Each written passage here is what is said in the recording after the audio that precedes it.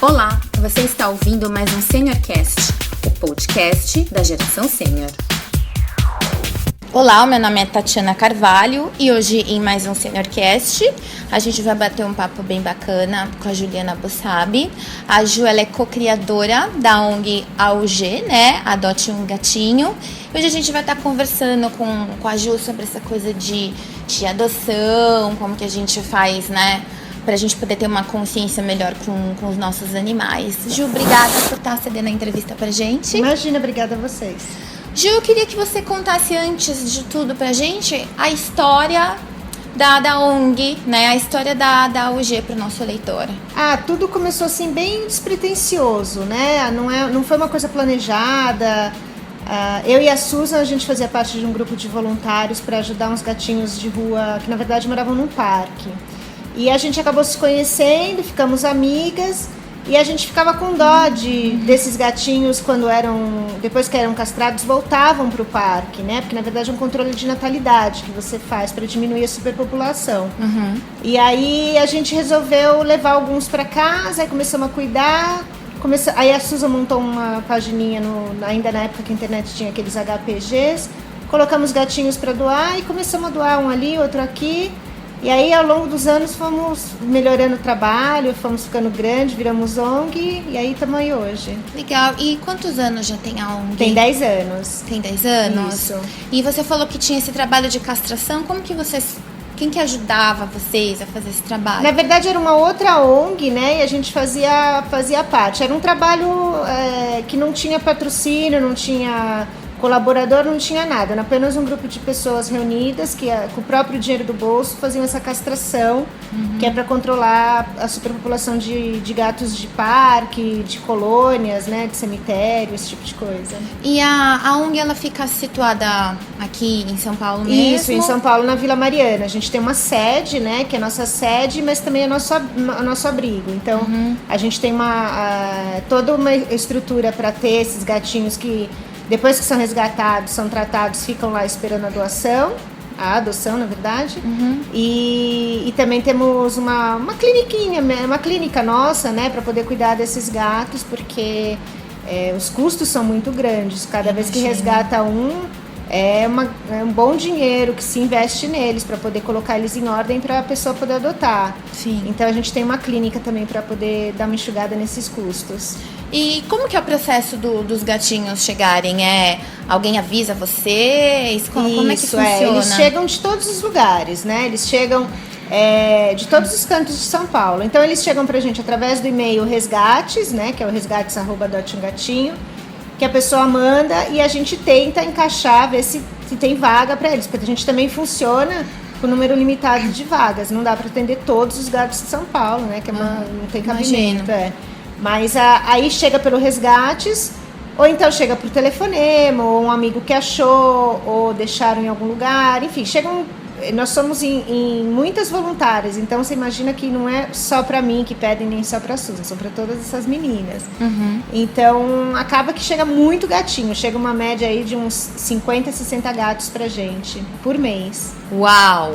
Entre filhotes e tudo. Porque uma mãezinha que chega precisando de ajuda, tem 5, 6 filhos, você vai imaginando, né? Colônias que às vezes resgatam são tipo 14 gatos de uma vez, 15 gatos de uma vez. Então vem muito gato. Por sorte, a gente também doa muito gato, né? Ai, que bom. Então a gente tem aí nos meses bons uma média de 60, 70 gatos que a gente doa. Ai, que bom, que bom.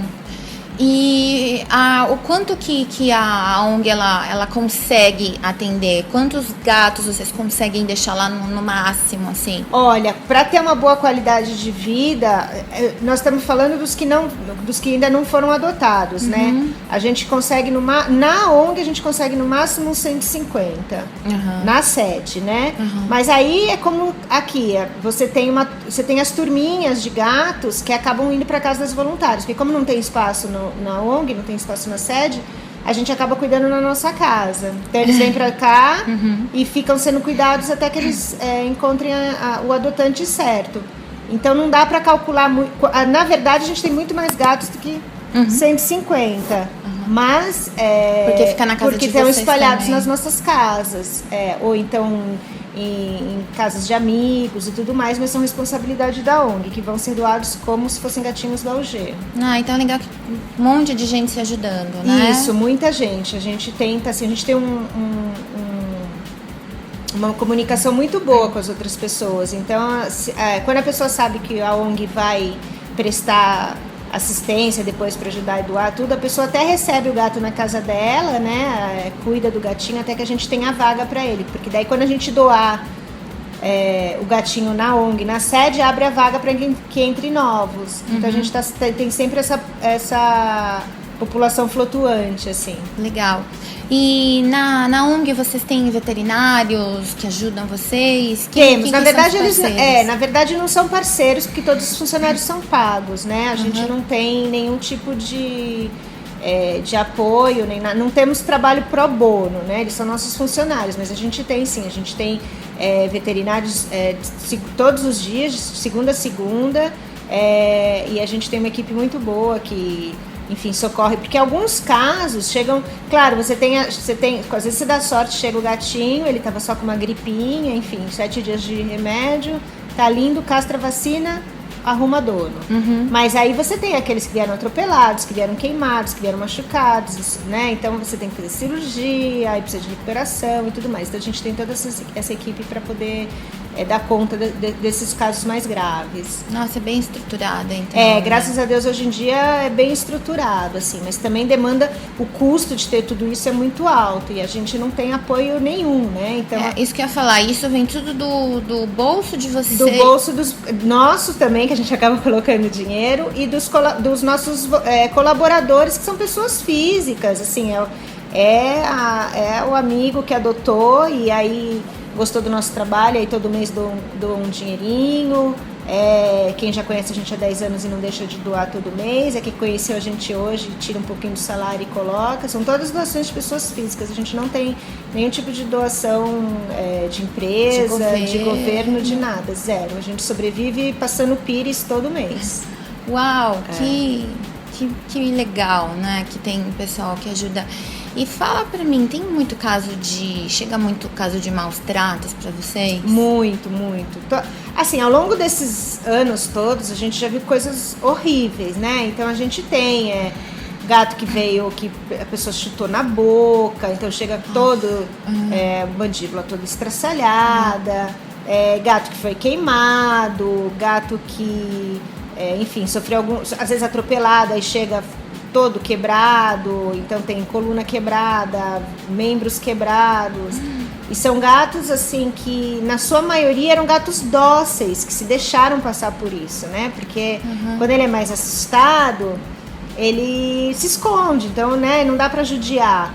Mas esses foram gatos judiados justamente por serem bonzinhos, né? Então é um pecado, porque daí você recebe aquele gato super bonzinho, que foi vítima de maus tratos, assim, por nada, né? E esses gatos, eles acabam custando muito, que é como eu te disse, né? Você pega um gato que veio com a coluna quebrada, você precisa de exames, você faz não sei quantos raios-x, aí depois você faz cirurgia ortopédica, aí você tem a recuperação, UTI, remédio. Muitos fazem fisioterapia depois para ficar bons. E aí esses gatinhos acabam não tendo chance de serem adotados, porque é difícil competir com aquele filhotinho lindo, fofinho, peludinho, que tá prontinho para adoção, né? Aí a pessoa fala, não vou pegar isso que já tem todo esse histórico. Mas graças a Deus tem sim, pessoal muito legal, umas almas boas aí que adotam esses também. E me fala, esses gatinhos que você falou que justamente são os mais dóceis, que eles acabam sofrendo maus tratos, depois que eles passam por todo esse trauma, eles continuam dóceis? Continuam, você acredita? É uma coisa assim, é impressionante. É impressionante. Os gatinhos, a personalidade deles, né? Isso depois de muitos anos, a gente foi. Todo mundo que está na ONG vai vendo. A personalidade dos gatos é uma coisa incrível, porque Esses gatos, se você visse gatos que passaram por cirurgias dolorosas, recuperações horríveis, e aí você vai fazer um curativo, o gatinho tá ronronando, sabe? Porque é grato, que você sabe que você salvou e sabe que você tá fazendo pro bem dele. Tá? Então é uma coisa assim, e mesmo os gatinhos que chegam pra gente muito bravos, porque às vezes, como eu te disse, eles vêm de colônias, então são esses gatos que a gente considera ferais, né? Que eles vivem em colônias de gatos pelo São Paulo, e sem ajuda nenhuma, então eles sobrevivem de lixo e tudo mais. Aí quando você resgata ele foi desde pequenininho que ele aprendeu a ter medo do ser humano, né? Sim. Então você resgata ele chega, você é o inimigo. Então ele se retrai tudo, mas é um pouquinho de amor, um pouquinho de carinho, eles vão amansando, quando você vê, estão gatinhos assim de colo, dão cabeçadinha na mão, pedindo carinho. Então a personalidade do gato, assim, claro, tem exceções, tem gatos que ficam bravos o resto da vida. A gente tem uma turminha no abrigo que é assim, inclusive a gente chama deles desencalhadinhos, porque quando a pessoa vai adotar, ela quer uma companhia, né, uma que venha no colo e tudo. Então ela acaba falando, não vou pegar esse que já tá, que é muito bravo, que é mais arredio. Mas mesmo os nossos encalhadinhos, a gente, assim, a cada ano é uma mudança de comportamento. Tem muitos que, tipo, são bravos com a gente ainda no abrigo, e aí a pessoa fala, não vou adotar mesmo assim. Aí adota, chega na casa da pessoa, vira gatinho de sofá. Que bom. É uma coisa, é bem interessante, assim. Eles têm uma personalidade muito boa, assim. Gostou da entrevista? Então envie suas perguntas ou dúvidas aos nossos entrevistados, preenchendo o formulário abaixo. Você acabou de escutar e se informar em mais um SeniorCast, o podcast da Geração Sênior.